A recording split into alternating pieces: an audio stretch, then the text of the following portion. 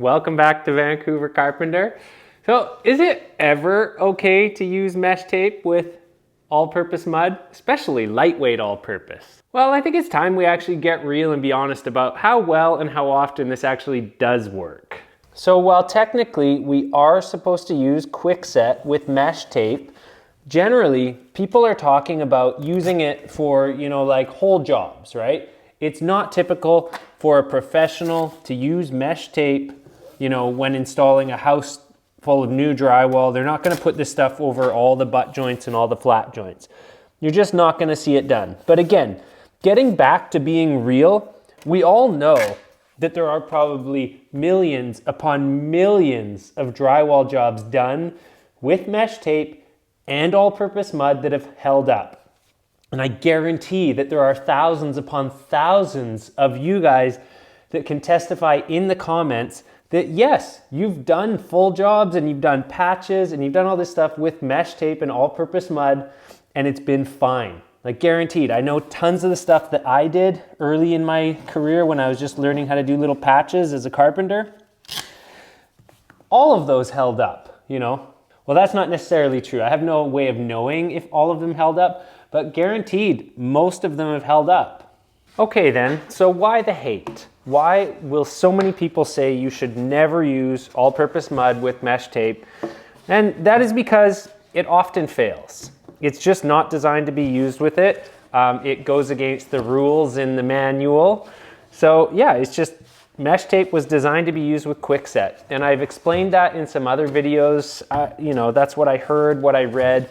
I have no idea if it's true, but I've been following the manual for a long time and just not doing mesh tape with all-purpose mud. But just to prove a point, I'm going to be doing this little patch with mesh tape and all-purpose light because you can, because it'll hold up, and because I like to show the exception to the rule. And in my opinion, small patches like this are the exception to the rule.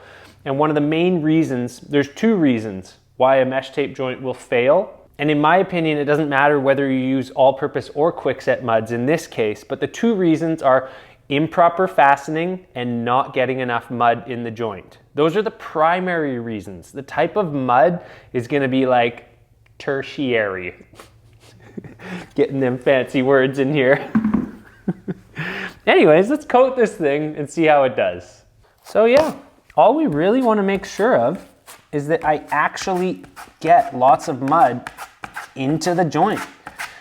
And you'll notice that I had a bunch of other patches on the wall, and in all honesty, I still wouldn't want to do this for all of them, and I'm not going to because I don't fully trust it.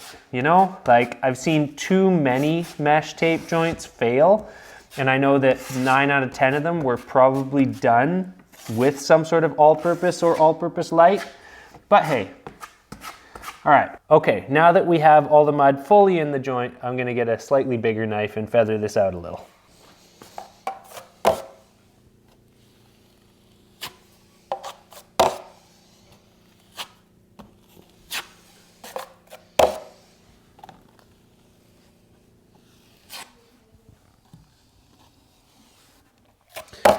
Yeah, honestly, I have total confidence that this one will be fine, but it's also my own garage. I would probably never do this on a paying customer's job. Feather those edges. Feather that like button if you're getting something from this.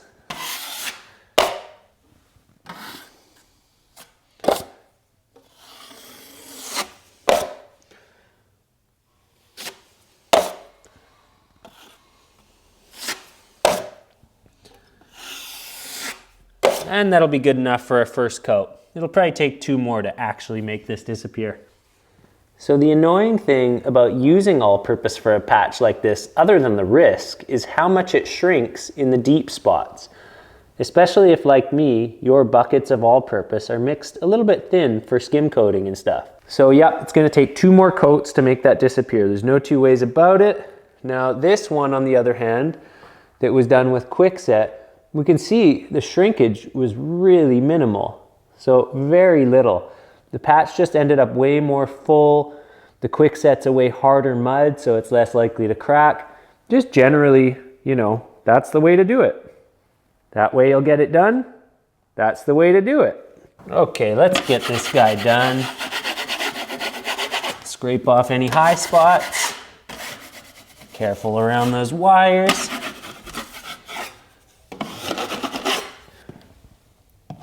And it doesn't need a lot. Just needs 2 more quick skims, so let's get it done.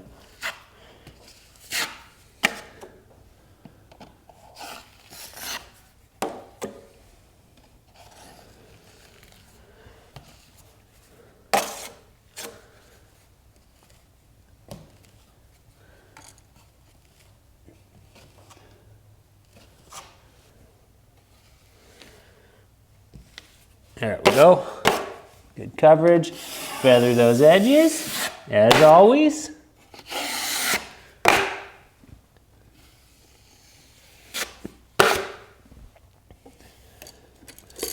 Oh, annoying plugs. Good thing the electrician put tape around it, so I'm not electrocuting myself. I know, I can hear you guys. Turn off the breaker, Ben. No, I don't wanna.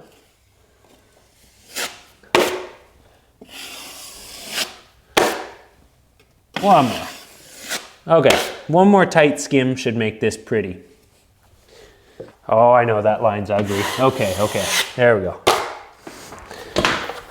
Okay, just gonna give this a really quick sand here.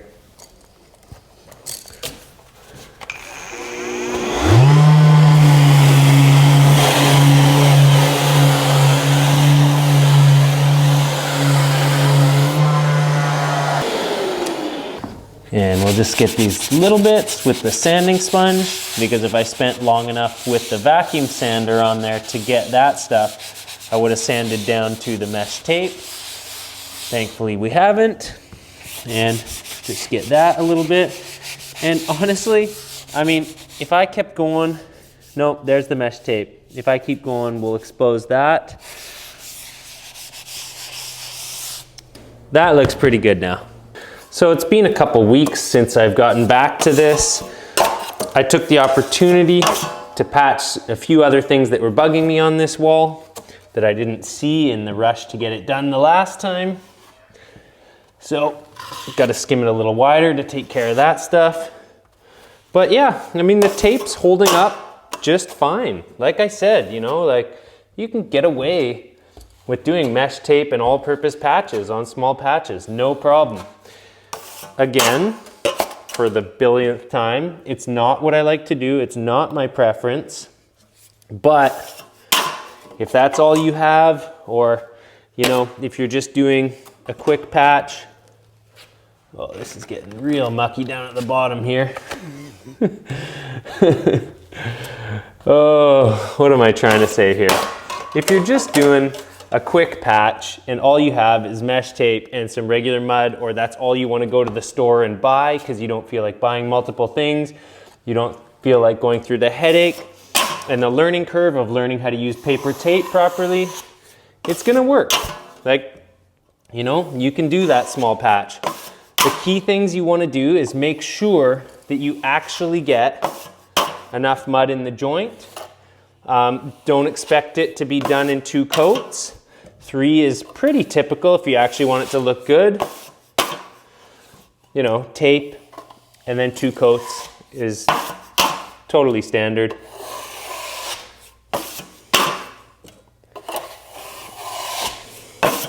The last coat's probably going to be a pretty tight skim like this. And you know, we got a few little things to clean up here, like this stuff down at the bottom.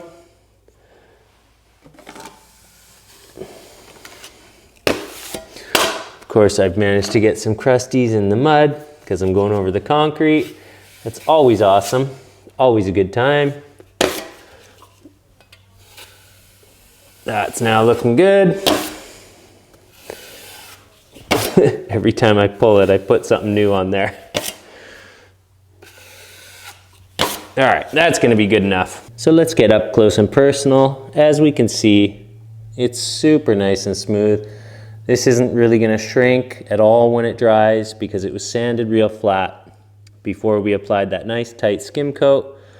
And I don't think this is gonna crack. It's gonna be just 100% fine, like those 5 million other patches in the world that are done with mesh tape and all-purpose.